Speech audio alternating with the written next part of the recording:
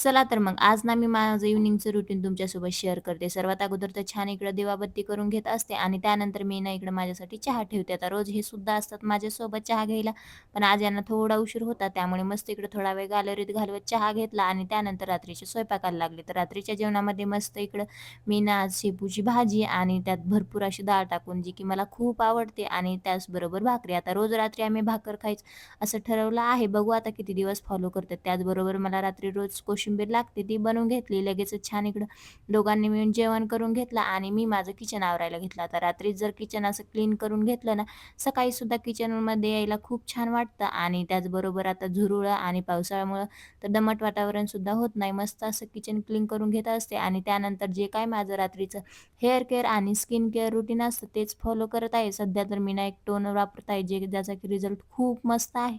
लवकरच मी ते तुमच्यासोबत शेअर करते. तर असं असतं माझं इव्हनिंगचं डेलीचं रुटीन. चलो बाय.